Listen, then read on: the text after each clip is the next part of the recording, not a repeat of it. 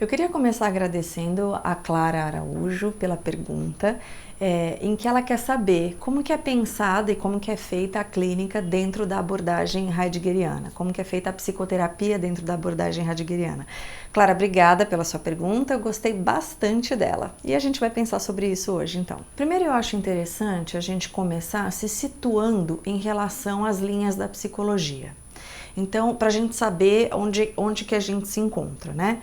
Então, vamos lá. A gente tem a psicanálise, que foi originária de Freud, foi Freud que desenvolveu, né, os primeiros conceitos psicanalíticos. Ele tem uma teoria muito importante para a gente, e depois dele vieram outros psicanalistas que também são muito importantes, como Lacan, Melanie Klein, Bion, Winnicott, que a gente fala aqui e que eu gosto bastante também, a Anna Freud, a filha do Freud, é psicanalista. Então tem todos aí os psicanalistas que vieram, o Jung, que vieram após o Freud. Aí a gente tem o psicodrama, que veio lá do Moreno, é um autor chamado Moreno, que fundamentou a teoria psicodramática.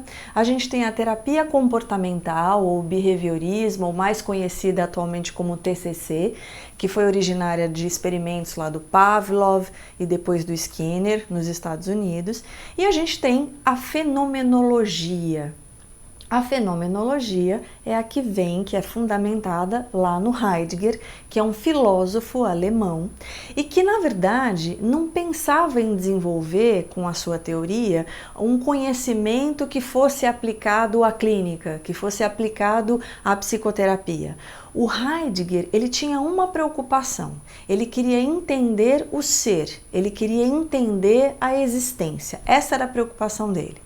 E foi um amigo dele, psiquiatra, chamado Medard Boss, que se apropriou dos conhecimentos do Heidegger e que desenvolveu a fenomenologia existencial, buscando trazer alguns conhecimentos dele, do Heidegger, e aplicar a compreensão clínica do homem. Então o Boss, ele cria o que ele chama de Daseinsanálise.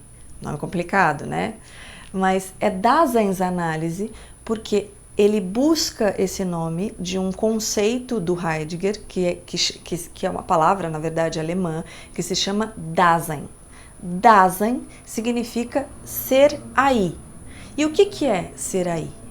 Pensem que ele está falando, o Heidegger, sobre a existência, sobre a nossa existência, sobre o modo como existimos, né? Ele diz que o ser aí, ou seja, nós, Dasein, somos seres lançados no mundo. A gente não escolhe aonde quer nascer, o momento histórico, o período econômico, a cultura em que a gente quer nascer, o país. A gente não faz essas escolhas, é impossível a gente fazer essas escolhas, né?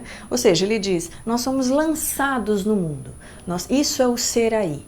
Ao mesmo tempo que nós temos muitas possibilidades. Então, somos lançados e temos muita possibilidade. Muitas possibilidades do quê? De acontecimento, de construção da nossa história, de escolhas. Ao mesmo tempo que nós somos um ser de falta. A gente nasce num vazio e a gente convive com um vazio. O vazio da falta. Então, olha a questão aí dialética do Heidegger, né? Da existência dos contrários. Ao mesmo tempo que nós somos um ser de possibilidades, nós somos um ser que temos um vazio, que vivemos um vazio. Então, é próprio do Dasein, a possibilidade e o vazio. E tudo isso acontece aonde? Ele lançado no mundo, então ele é um ser no mundo, e aí o Heidegger ele rompe com essa dicotomia entre homem e mundo, como se fossem duas entidades separadas. Ele diz, não dá para a gente separar o homem do mundo, ele é no mundo e ele é com o outro, ele é na relação com o outro, além de ser no tempo.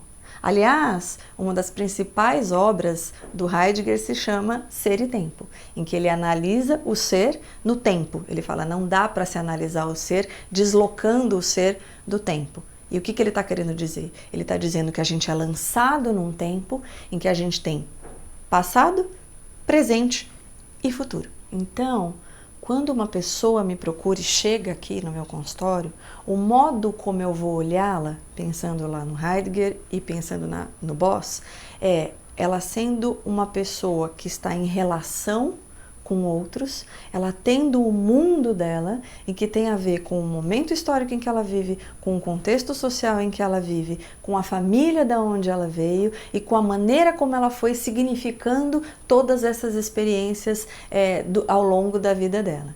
Então a minha referência é o que ela me traz da vivência dela, e o modo como eu vou olhar para ela é a considerando um ser no mundo, um ser que está em relação constante, um ser que tem faltas e um ser que tem possibilidades. Esse vai ser o meu olhar. E com o que eu trabalho? Eu trabalho com o que ela me traz, da vivência dela. Então, eu não vou buscar aqui causas que determinam o comportamento dela, por exemplo. O meu foco vai estar em compreender com ela a sua vivência. Claro que se ela me fala sobre o passado dela, isso é super importante, porque a gente vai pensar na história de vida dela e como ela foi significando essa história.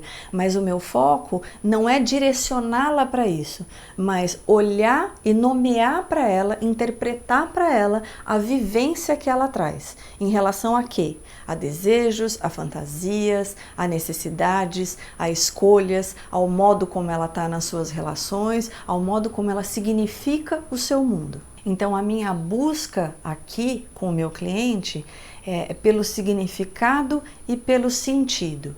É isso que eu vou mostrando para ele e que ele vai a partir daí se apropriando e que ele vai se transformando. E é interessante porque esse trabalho de busca pelo significado e pelo sentido tem a ver com um descortinar ou uma descoberta do que está encoberto. Aquele significado e aquele sentido da vivência que ela traz sempre estiveram ali. O que eu faço é descortinar para ela, eu mostro para ela o que ela viveu, o que ela sentiu, o que ela pensou, e a partir daí ela se apropria daquilo e o que é mais bonito, ela se transforma, ela se expande. Então, dentro da abordagem da Science analítica, considera-se o homem como um ser que está em constante processo de transformação, um ser incompleto, um ser que está no tempo, que tem um passado, que tem um presente e que se projeta para o futuro, e um ser que é constituído nas suas relações. Ele é lançado no mundo e ele vai sendo constituído nas suas relações. E nesse trabalho de busca da apropriação da história, dos sentimentos, dos pensamentos, há uma expansão no sentido de que aquela pessoa ela se torna mais livre. Uma vez mais apropriada, mais consciente dela mesma, ela se torna mais livre. E mais livre, inclusive, para fazer novas escolhas. Clara, muito obrigada aí, então pela tua pergunta. Espero que eu tenha conseguido responder. E caso você que está aí assistindo queira pensar junto comigo sobre algum tema, faça a sua sugestão, vamos construir juntos aqui esse espaço. Até um próximo vídeo.